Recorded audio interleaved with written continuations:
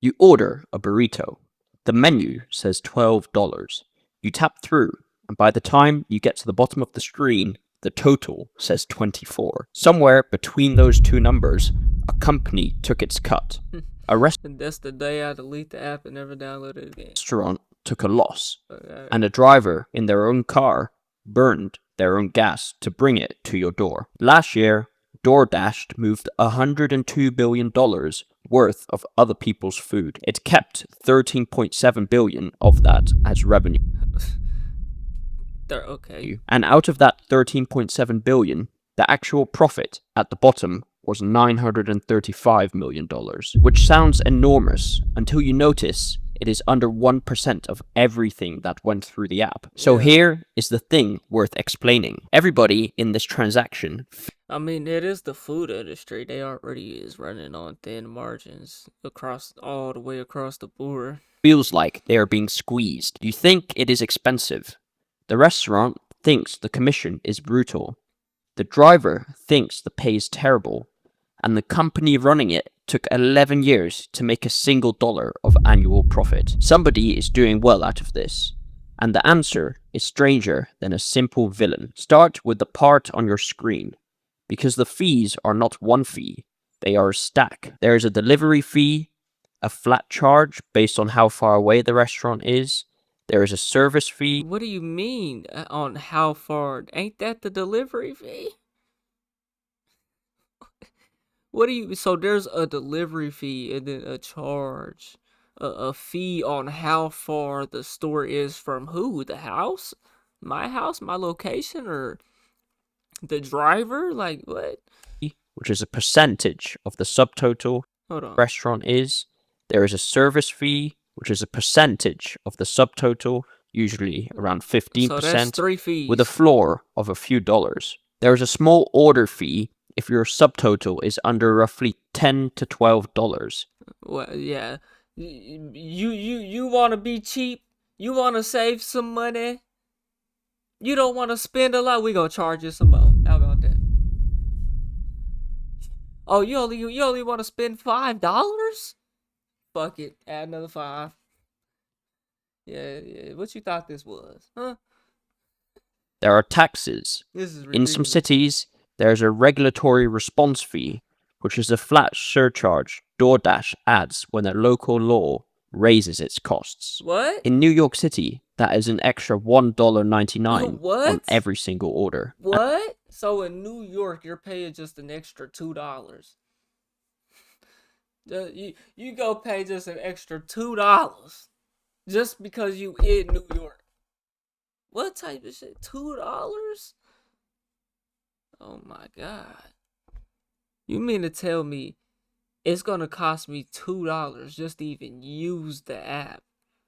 That's not even just to use, just to even think about using the app. Like, because it already costs you to use the app, and then it's like,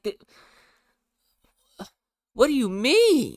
Charge DoorDash adds when a local law raises its costs.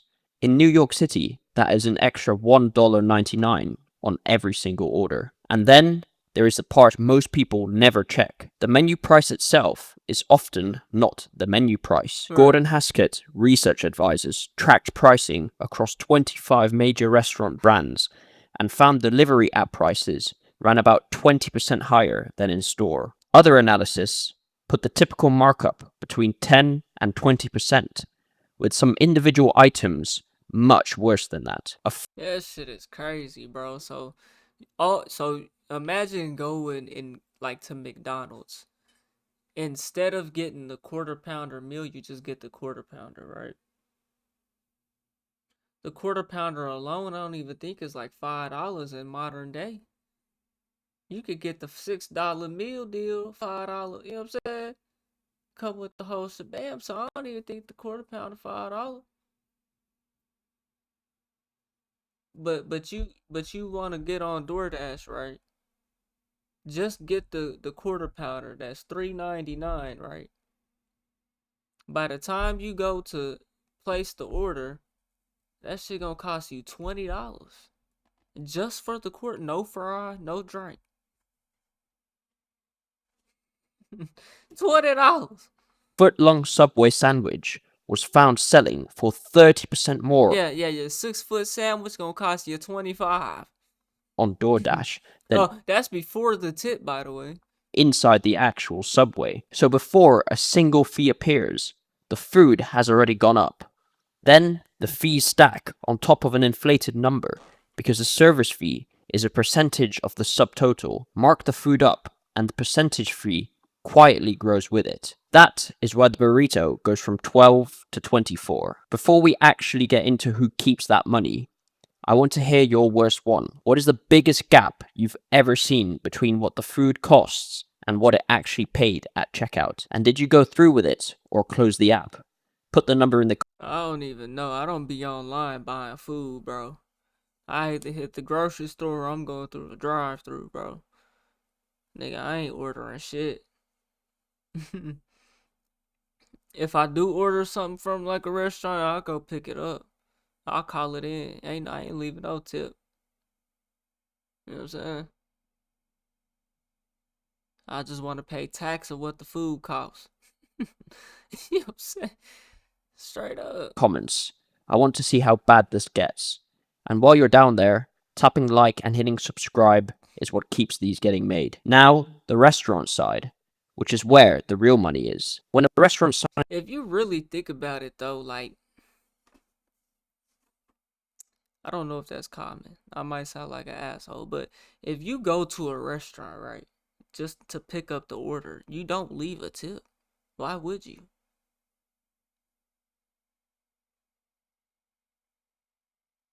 I was going somewhere with that. Anyway, up for DoorDash, it picks a plan. Basic takes 15% of every delivery order. Plus takes 25%. Premier takes 30%. Pickup orders are 6% across all three. Look at what those tiers actually buy.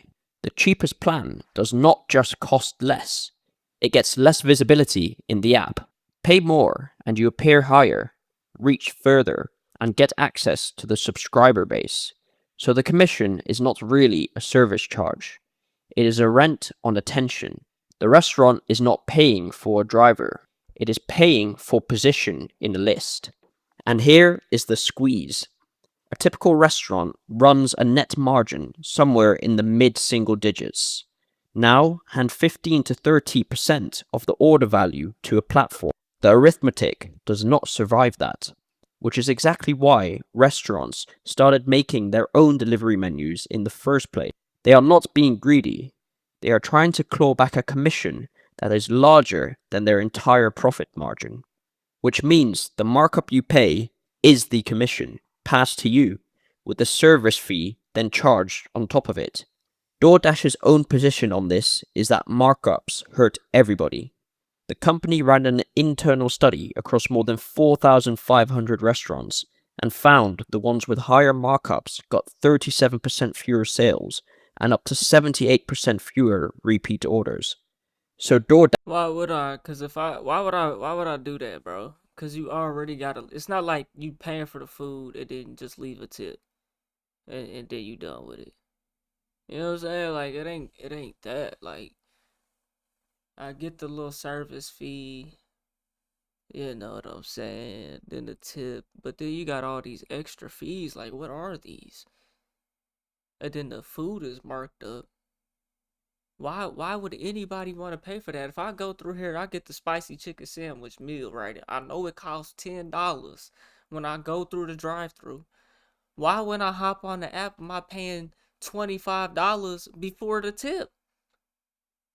You know what I'm saying? You know, no, who would ever do that?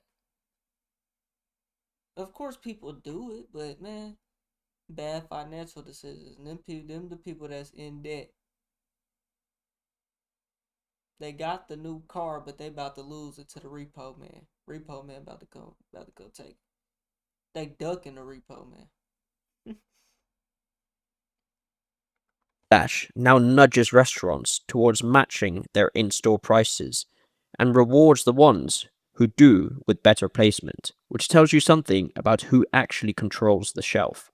Then there is a layer that is not on your receipt at all. DoorDash sells advertising. Restaurants and brands pay for sponsored listings, the results that appear at the top of your search before the organic ones. Across DoorDash, Wolt, and Deliveroo, that advertising business passed an annualized run rate of over $1 billion, with more than 400,000 advertisers on the platform. In October 2025, the company signed a multi-year retail media deal with Criteo to sell the inventory harder. Think about what that means structurally.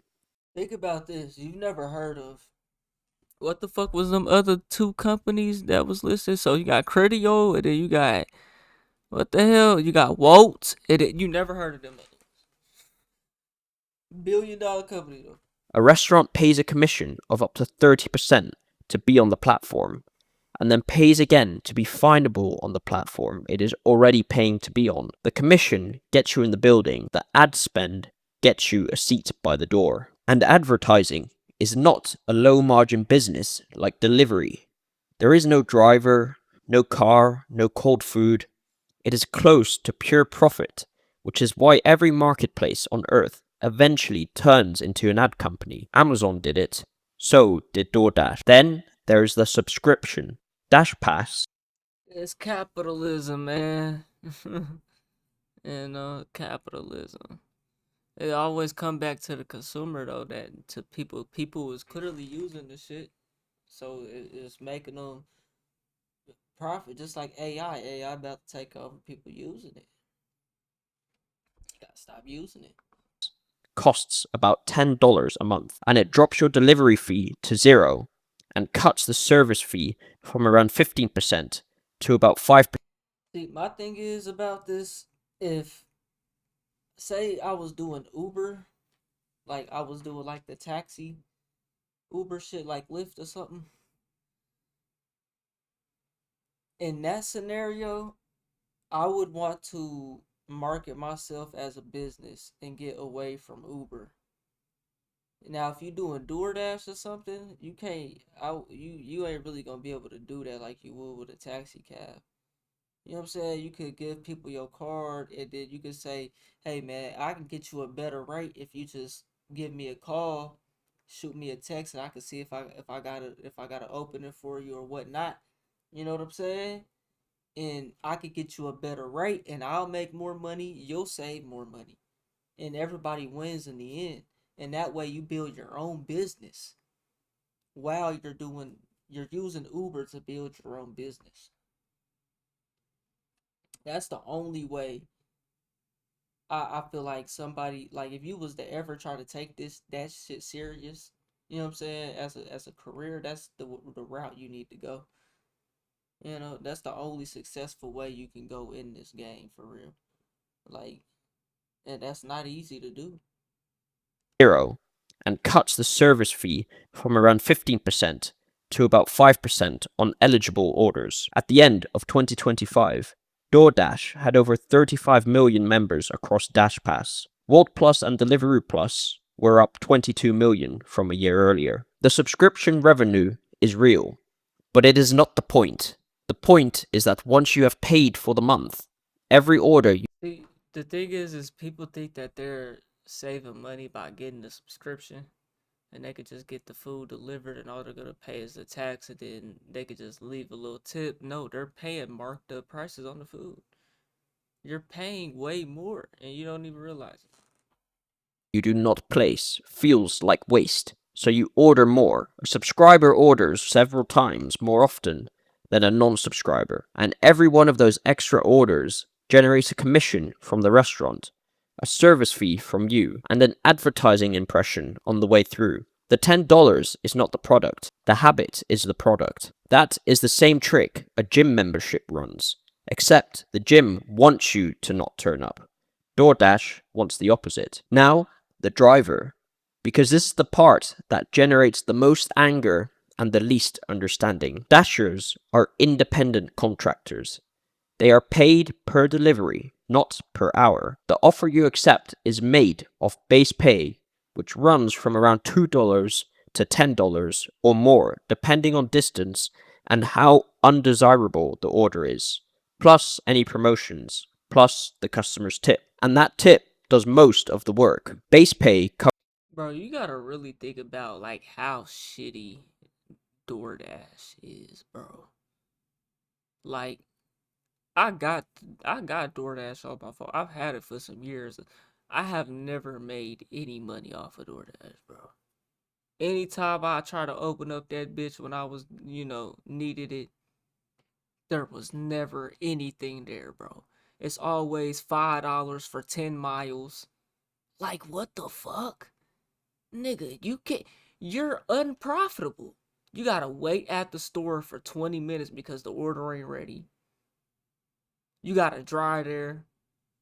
You gotta go drop it off 10 miles. Then you gotta get back to the location you was in, bro. You ain't made nothing. You worked for free. You actually lost money delivering that.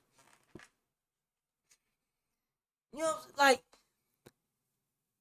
really think of the base pay is $2 to $10, like he said. The base pay is $2 on every order. The base pay is $2 on every order, and plus whatever the fuck the tip is gonna be, if there's a tip. No matter what restaurant it is, no matter how big the order is, $10 is not enough to even go 5 miles.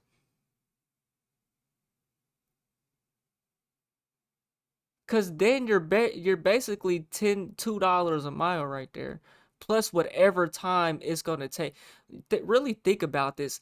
How long is it gonna take you to drive 10 miles? Every bit of 10 minutes. 30 minutes, you get into the store, getting it. Come on. There's no money to make. And if you try to pay the Dasher more, they try to raise the base pay at least $10, $5 a order. Say the average order goes up to $10. It's really gonna be way too expensive. You know what I'm saying? I really don't see DoorDash surviving long, bro. covers only about 42 to 43% of a typical trip's total payout. The rest is the customer, which means DoorDash has built a delivery network where roughly half the labor cost is paid voluntarily by someone who is not the employer. The numbers on what a Dasher actually earns vary wildly depending on who is counting and what they are counting. Grid-wise, tracking over 115,000 active Dashers put the median at around $11.63 per hour gross in 2025. Other trackers report $15 to $25 an hour, including tips and incentives. The gap is mostly about whether you count only the time with an active order, or all the time spent waiting, driving to a restaurant, and repositioning between jobs. The only time that counts is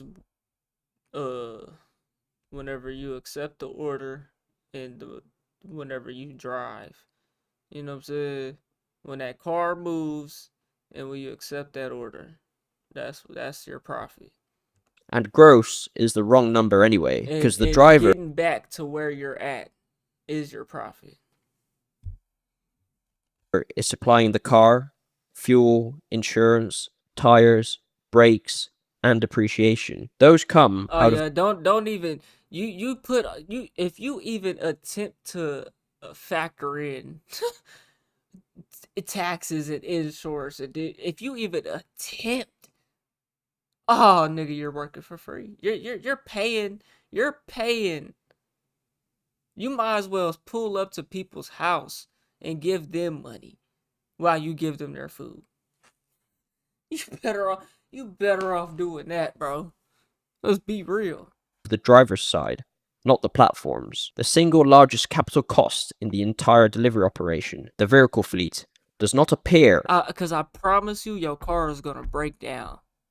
Your car is gonna break down, and then it's gonna be so expensive. You know what I'm saying? You ain't gonna be able to get your car fixed, or that's what's gonna happen. That's what's gonna happen. Anywhere on DoorDash's balance sheet.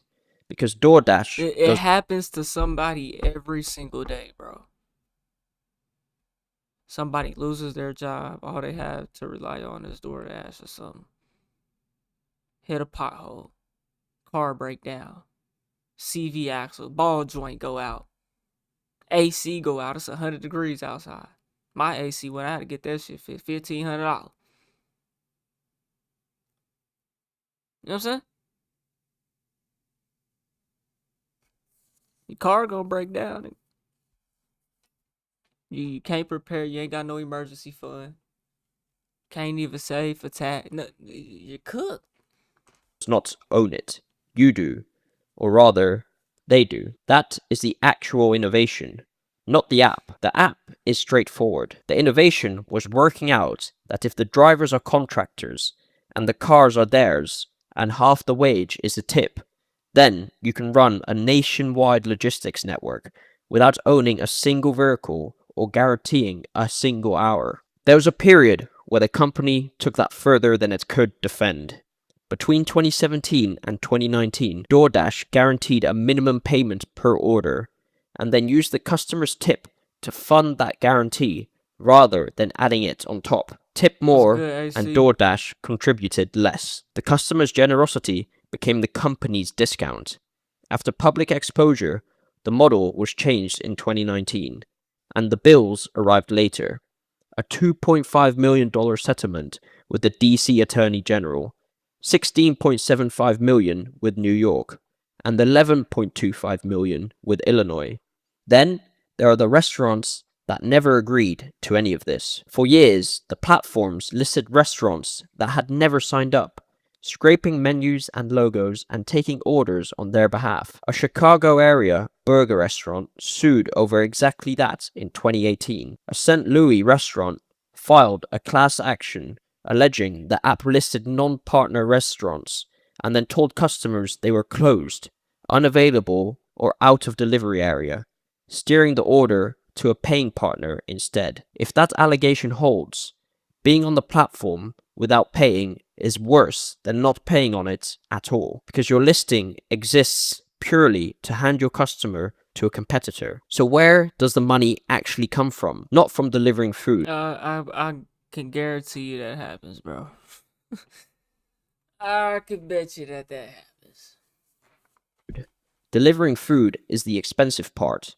Out of every dollar of order value moving through the marketplace, DoorDash keeps about 13 cents as revenue, and after paying for the delivery itself, around 6.5 cents survives as gross profit. By the time everything else is paid for, under 1 cent is net profit. The money comes from 4 places, layered on the same transaction. There is the commission from the restaurant, up to 30%. There are the fees from you, stacked on a subtotal that has often already been inflated to cover the commission. There's the advertising, sold back to the same restaurants that are already paying the commission. And there's a subscription, which does not make much money itself, but multiplies how often the other 3 fire. Notice what is missing from that list. Nobody in it gets paid for the food being cheaper or the driver being paid better. The revenue is a percentage of the total, so a bigger total is a bigger cut on every layer at once. And that is why this feels bad from all 4 seats at the same time. It is not that someone is being cartoonishly greedy. It is that the business only works at all if the volume is enormous, and the margin on each order is razor thin. And the only way to make a razor thin margin survive is to make a small slice from every party simultaneously and hand the biggest cost, the car, to the person with the least power. Cities have started arguing with the model directly. Seattle capped third-party commissions at 15%, and through its pay-up law, required app-based delivery companies to pay workers a minimum before tips and mileage. DoorDash responded by adding fees in Seattle and publicly campaigning against the law. New York City required delivery drivers to be paid a minimum per hour before tips, and in 2025, the city council restructured its own commission cap, raising the total a platform can charge a restaurant from 23% up to as much as 43%, God damn. split across delivery, marketing, card processing, and optional extras. That last one is worth sitting with. The city that pioneered capping these fees to protect restaurants ended up nearly doubling the ceiling. When you cap one fee, the fee moves. It reappears as a regulatory response charge on the customer, or a marketing tier on the restaurant, or a service fee percentage that creeps up. The total tends to find its level, because the total is what the business needs to work. So think about that burrito again. You paid $24 for a $12 burrito. Roughly speaking, the restaurant marked the food up because the platform takes up to 30%. Then you paid a percentage fee calculated on that inflated price. Then a flat delivery fee. Then you tipped. And your tip paid for most of the driver's wage. The restaurant made less than it would have if you had walked in. The driver made less than it looked like, and the company in the middle made under $1. The food was never the product, the transaction was. And every party to it is paying for the privilege of being in a system that only functions. This just sounds like nobody's happy, bro. Your food is cold. Somebody hands them bit in it and spat in it. Like, I really don't see this shit. It's a good. I mean, clearly there needs to be a service like this around. You know what I'm saying? You know what I'm saying? I don't think it's going nowhere, the industry, but like, I don't think DoorDash is gonna last though, bro. This is like a luxury, and people need to treat it as that. You know what I'm saying? Like, I never. The only time I ever used DoorDash was to get the free delivery the first time you download the app, and then after that, it was a wrap. Never in life. And I DoorDash like a Chipotle burrito, and that shit probably costed probably like more money than it needed to. And this was years ago, and it was cold. You know what I'm saying? Like, I really don't see DoorDash lasting, bro. If all of them are paying at once. If that changed how the checkout screen looks at you, hit like and subscribe if you want more of these. Yeah, man. Y'all let me know what y'all think, bro. We on the road to 1 million. You ain't hit that like button, subscribe button, and turned on all notifications. Slap the dog shit about yourself. That's the first thing you should have did when you clicked on this video. I get at y'all on the next one, and I'm gone. TYP the name.